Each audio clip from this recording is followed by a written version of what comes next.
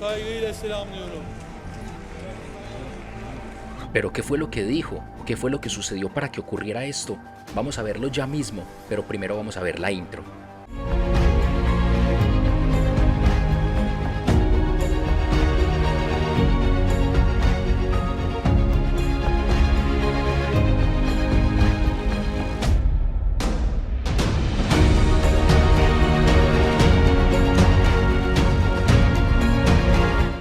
Este pasado 14 de diciembre muere en un hospital, después de haber padecido 2 días antes un fuerte infarto, el diputado islamista Hasan Bitmez, tras dirigir un encendido discurso ante el Parlamento turco y denunciar lo que él llamaría las atrocidades de Israel por los bombardeos en la Franja de Gaza, en castigo a los ataques realizados a Israel por Hamás el pasado 7 de octubre. El diputado de 53 años de edad no solamente era uno de los fuertes críticos a Israel, sino aún mismo al partido islamista AKP del presidente turco y también islamista Recep Tayyip Erdogan, por su liviandad, decía él, en cuanto a tomar represalias en contra de Israel por lo que estaba sucediendo. Cuando ya su discurso estaba lo suficientemente largo y aún agotador para muchos de los asistentes al Parlamento, el diputado Bitmez, ya concluyendo por completo todo su discurso, de forma instantánea cae al suelo, sufriendo un ataque cardíaco. Pero ¿qué fue lo que dijo el diputado unos segundos antes de caer al suelo?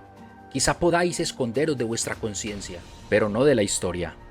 No escaparéis de la ira de Alá. Fueron sus últimas palabras antes de colapsar. Allah'ın gazabından kurtulamayacaksınız.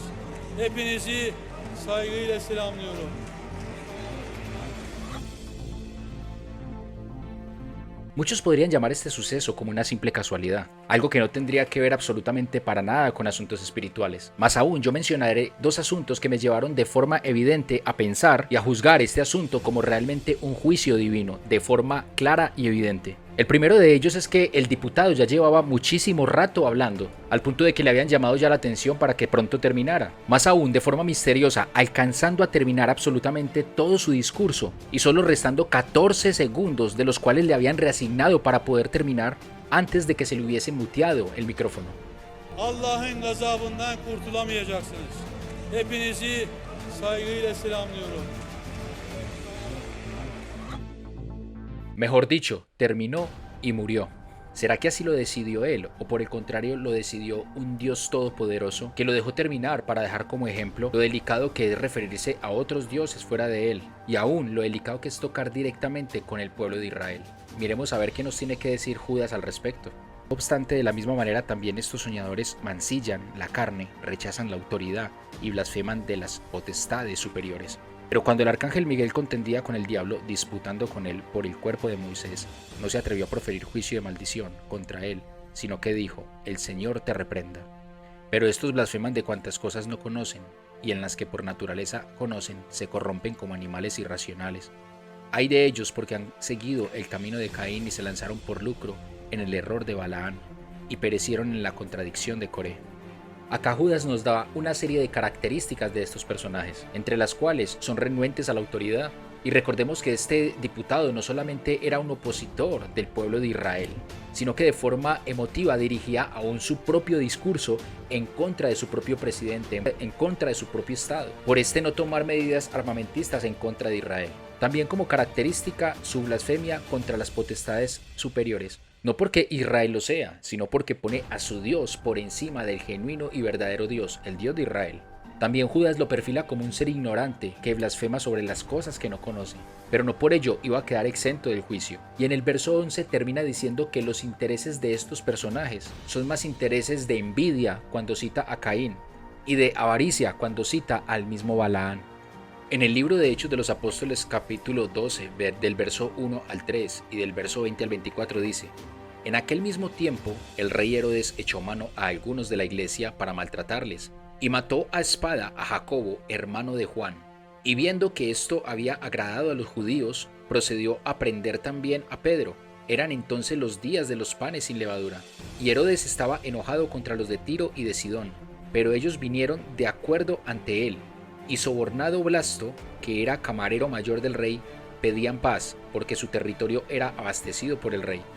Y un día señalado, Herodes, vestido de ropas reales, se sentó en el tribunal y les arengó, y el pueblo aclamaba, gritando: voz de Dios y no de hombre. Al momento un ángel del Señor le hirió, por cuanto no dio la gloria a Dios y expiró comido de gusanos. Pero la palabra del Señor crecía y se multiplicaba. No solo Lucas nos da esta narrativa, sino que el mismísimo Flavio Josefo, en su libro de Antigüedad, dice que el rey tomó asiento en el teatro al amanecer del segundo día de los juegos, llevando una túnica que, tejida con hilo de plata, reflejaba los rayos del sol, de manera que el público fenicio comenzó a invocarlo como a Dios mismo. Todo esto basado en el contexto de un pueblo con hambre, que buscaba el favor de Herodes Agripa. Lucas y Josefo coinciden en señalar que fue durante ese instante cuando Herodes cayó víctima de un dolor mortal, que es interpretado como un castigo divino por no haber honrado a Dios, ni haber rechazado el culto que le tributaba a la multitud. Acá vemos cómo a través de otro ejemplo el Dios verdadero es implacable y celoso con su unicidad, y cómo es renuente y mortal a la hora de ajusticiar la idolatría y la blasfemia. Pero terminemos mirando lo que nos dice el libro de Números capítulo 24, verso 9. Se encorvará para echarse como león y como leona. ¿Quién lo despertará? Benditos los que te bendijeren y malditos los que te maldijeren. En esta narrativa vemos cómo Dios hace cambiar de narrativa a Balaam sobre la misma maldición que iba a proferir sobre Israel, y por el contrario, en obediencia al Altísimo le bendice, y a su vez de forma contundente lanza un ultimátum sobre aquellos que de forma premurosa, ignorante y malintencionada pretendían maldecir a Israel, pues esa maldición de forma instantánea sería rebotada para aquel adversario que la profesare. Aún en nuestra época actual vemos cómo la palabra de Dios es viva y eficaz, y cómo a través de ignorarla o aún atacarla nos podría traer efectos devastadores. Esto no se enseña con el propósito de sembrar terror, pero sí temor, pues acéptenlo o no, nuestro Dios es real, y a través de sucesos como estos nos invita continuamente a ser prudentes y muchísimo más en cuanto a las cosas que desconocemos de Él. Te recomiendo, mi querido hermano en Cristo, que así no estés de acuerdo con muchas doctrinas o pensamientos de otros, no te atrevas a proferir insultos sobre aquello que desconoces. Recuerda que el mismísimo Arcángel Miguel, cuando batallaba contra Satanás, aun siendo este un enemigo real y opuesto al Dios verdadero, Miguel reservó sus labios en prudencia y dejó toda reprensión al único y sabio Dios. Bendice y no maldice. Ora por tus enemigos, porque el Señor dice: mía es la venganza. Busca su hermandad y deshazte de ese manto farisaico, de cerrar el reino de los cielos a quien Dios no lo ha cerrado. Recuerda que con la misma vara que midas, con esa misma serás medido. Y con esto no te estoy invitando a abrazar la mentira que se opone a la verdad, pero ten presente que tú, siendo un mentiroso, fuiste extraído a la verdad, porque ella misma te abrazó. Dios te bendiga.